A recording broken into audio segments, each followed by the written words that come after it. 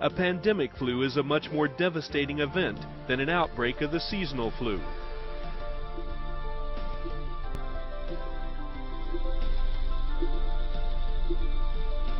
It is caused by a new flu virus, or one that hasn't circulated in a long time, that is hard for our bodies to fight off because we have little or no immunity to the strain. This type of flu can spread easily from person to person. Flu vaccine is usually in good supply for seasonal flu, but in a pandemic, vaccine may not be available for 6 months or more. There were 3 pandemic flu outbreaks during the 20th century. By far the most devastating was the influenza outbreak in 1918.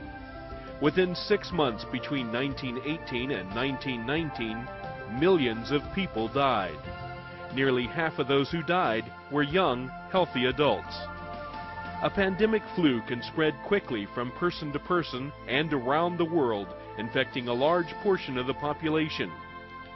Currently, there is no pandemic flu, but there are many experts who are concerned that avian flu could lead to the next pandemic.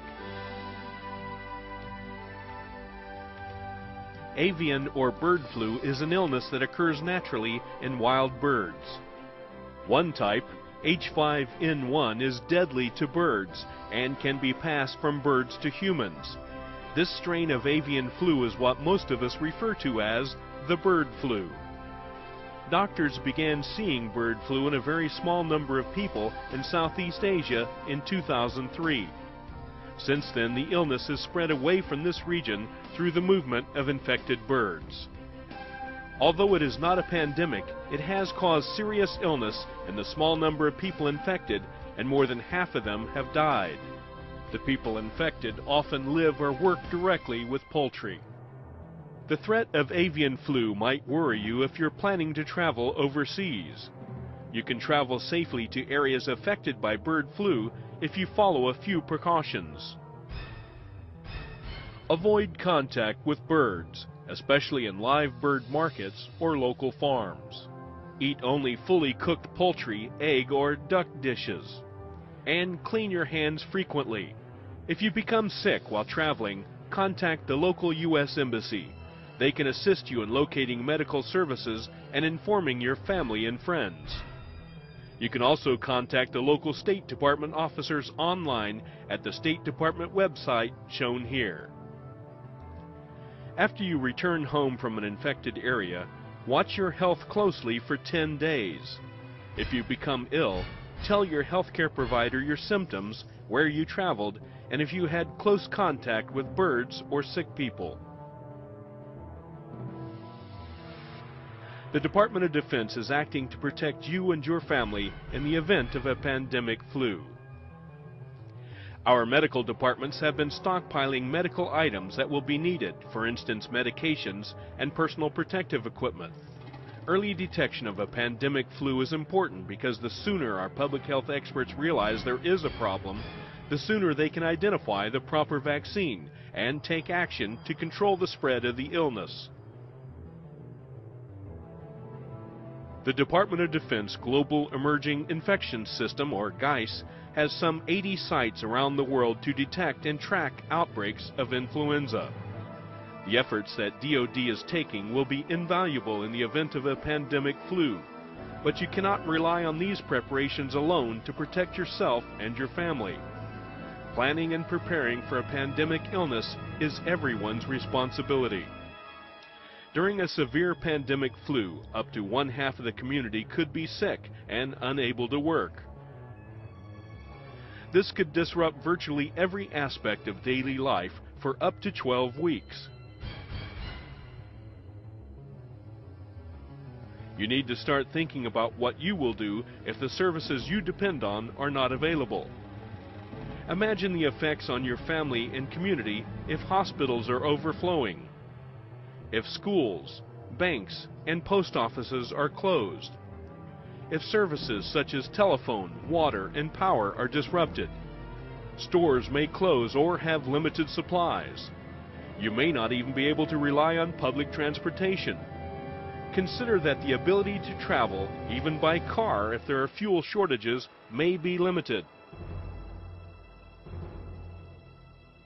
Preparing for disruptions like these to your daily life from a severe pandemic may sound overwhelming, but you can organize your preparations in 2 main steps.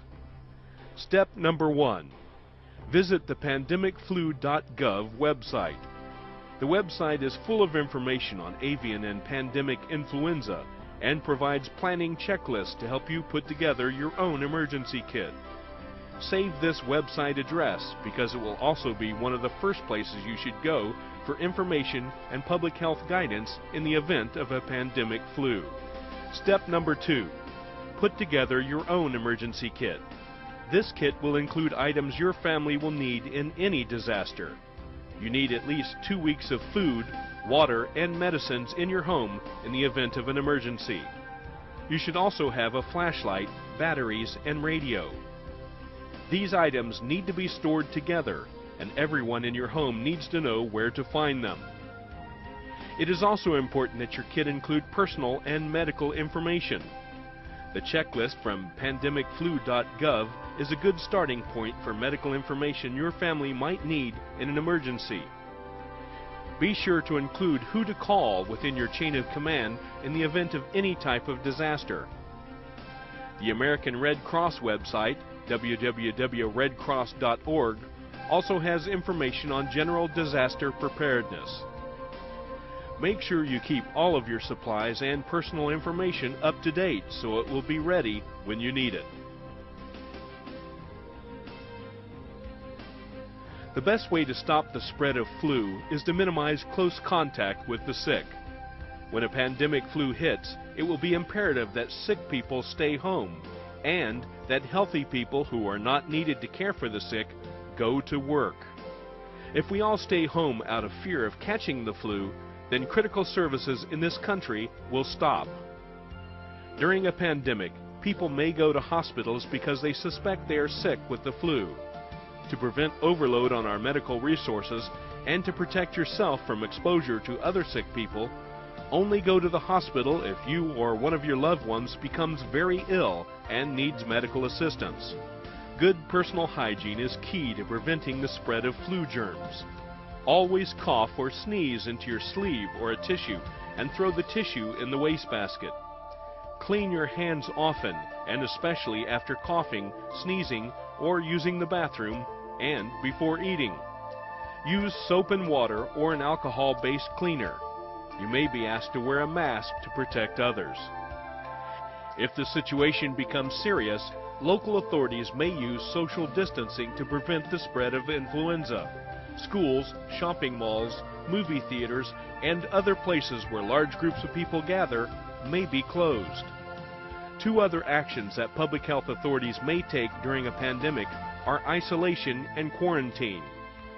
Basically, isolation is the separation of sick people from healthy people, and quarantine is the separation of healthy people who have been exposed to the flu from those who have not. Take time to learn more about influenza. There are many products and websites available. Last but not least, stay up to date with the latest recommendations from public health experts. They will rely on the media, television, radio, newspaper, and the internet to deliver information that we will all need to follow to help contain the spread of the illness.